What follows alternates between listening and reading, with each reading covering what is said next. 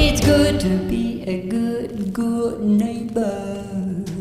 After working for Daisy, the guys were offered a job by a tough-looking ghoul named Edward Deegan. You'll mostly be working for me, but you'll need to talk to my boss first. His name is Jack Cabot. He likes to personally interview everyone I hire. He's careful like that. Come down to Cabot House in Beacon Hill and ask to talk to Jack. I'll let him know you're coming. He didn't exactly say what the job was, but he promised danger and a competitive fee. Who could ask for more?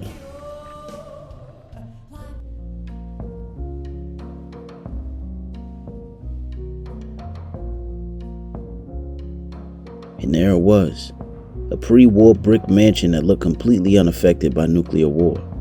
Both of them thought, this Jack Cabot might be a lot more interesting than they bargained for. Please, have a seat.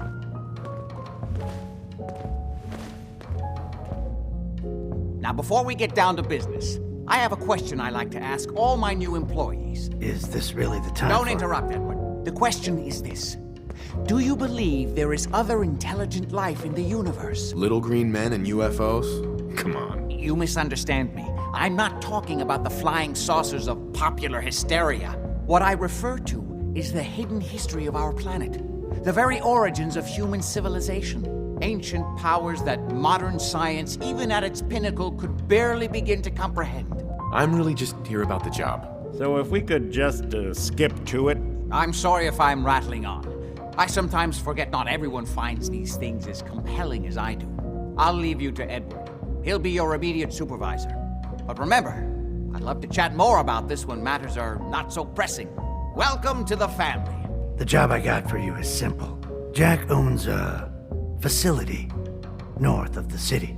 There's an important package that went missing between there and here. I need you to track it down and bring it back to me. Any questions? For starters, what's this package I'm looking for? It's a metal case holding vials of serum. You don't need to worry about what it is. Jack needs it for his research. That's all you need to know. You should start at Parsons State Insane Asylum. Don't let the name spook you. It's just a secure building that we're using. We think the courier got ambushed as he was leaving the place. The guards heard gunfire in the distance, but we don't know exactly what happened. Check in with Maria at Parsons. She's in charge of the security force there. She can point you in the right direction. You all set then? Yep, I'll see you soon with the package. Good luck. Don't get killed on your first job. The guy was strange, and the job was even stranger. So many questions had arisen from so short a meeting. What was in the vials that was so important and so dangerous that they needed strangers to go and retrieve it? Deegan had said something earlier. Don't get killed on your first job. It could have been an off-the-cuff remark, but had others died in their employment? If Cabot interviewed everyone that worked for him, where were they now? Surely he didn't have a team of employees running around the Commonwealth. From where they stood, it was a staff of 2, possibly the latest idiots that would be paid in caskets rather than caps. And how did this home, inhabited by a ghoul and an alien enthusiast, manage to be so well preserved? It was definitely a strange job.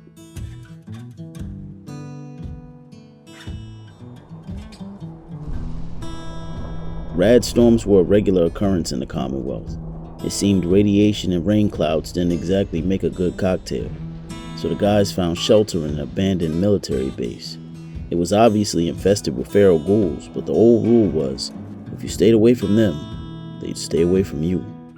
And that's what they preferred. Killing ghouls wasn't a good time, especially when you remember they used to be human and didn't choose to lose their minds. So they waited at the entrance, Valentine keeping guard, Blue resting his eyes as they waited for the storm to pass.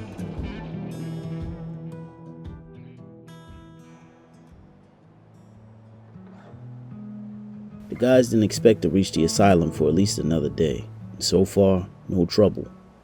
But that could never last, and they knew it. The place was packed with super mutants. Thankfully, it was far enough that they could walk past, and they intended to, until the Brotherhood of Steel dropped out of the sky.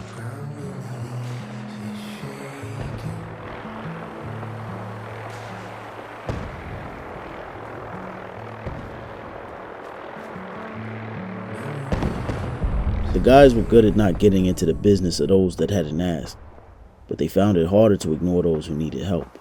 And 2 soldiers versus a super mutant camp was one of those helping situations.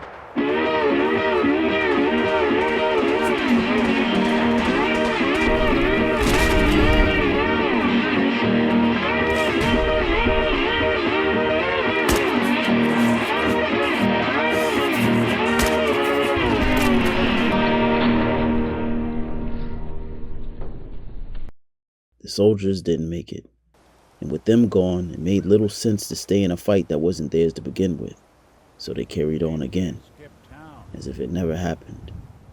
In the wasteland, the good weren't always guaranteed victory. Truthfully, nothing was guaranteed.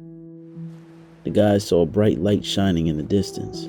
After some cautious investigation, they saw it belonged to a community of ghouls. Peaceful ghouls, a very unique sight in the wasteland. Welcome to the Slog. We're the only tarberry bog in the Commonwealth. So what do you think of the place? Pretty clever, making a tarberry bog out of an old swimming pool. No kidding. That's a good-looking crop to boot. I appreciate your saying so. When I came across this place, it was the first time I'd seen anything like it.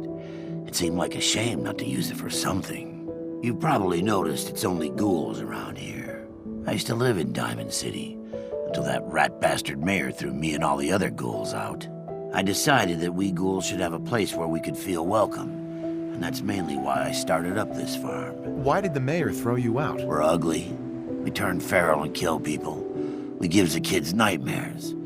All the usual stuff we get from you smoothskins. Now, it's true that there was one incident in Diamond City where a ghoul turned feral and someone got hurt.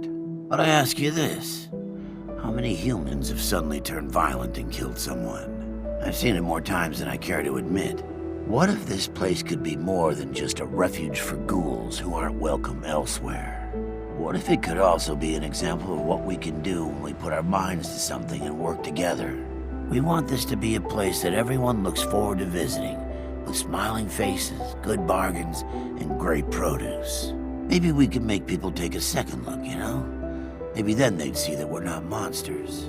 I think it's a great idea. Yeah? Thanks for saying so. It's been good talking with you. I hope you'll visit us again. Blue was surprised by the coldness of the mayor until Valentine told him the true curse of the ghoul. They lived long lives, longer than any human could expect to, but that long life came with a price. Years of life meant years of radiation cooking their brains until one day, inevitably, they turned feral. Some lasted longer than others, but it was the fate of every ghoul to one day become feral. Blue prayed for them, all the time wondering if there could ever be a cure. With the ghoul settlement seemingly having all sorts of dangerous neighbors and the asylum being just across the river, they decided to move as quickly and covertly as possible. They hadn't come this far just to die at the hands of strangers.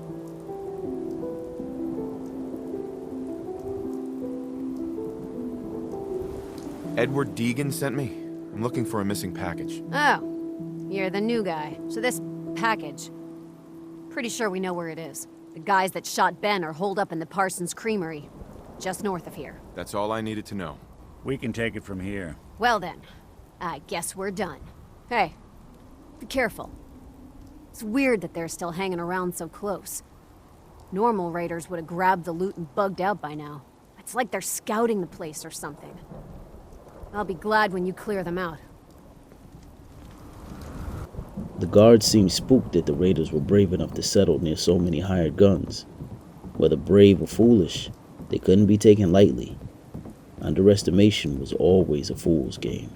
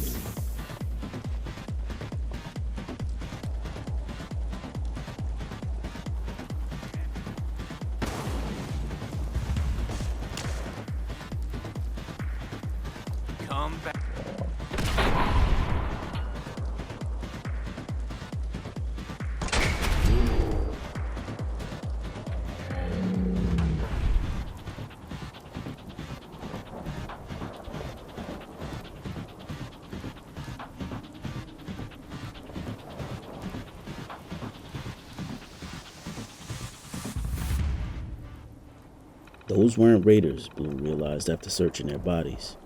They called themselves the Enclave, and they carried orders to assassinate a man named Paul Tillman for stealing a set of power armor.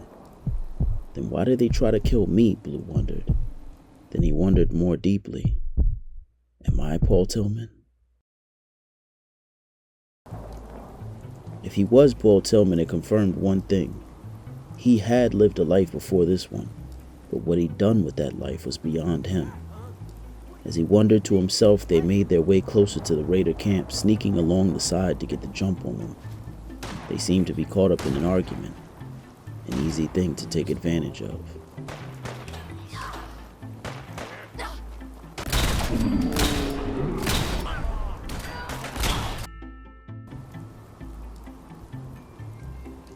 There was only one vial of serum left on the raiders' bodies. They'd most likely already sold the rest. It was a long way to come to return with so little, at least in Cabot's case. Blue, in contrast, had gained a lot. Possibly, hopefully, his real name, Paul Tillman. But he also gained the baggage that came along with it. He was a thief of something he had never seen, being targeted by a group he had never heard of. It was a lot, but at least it was something.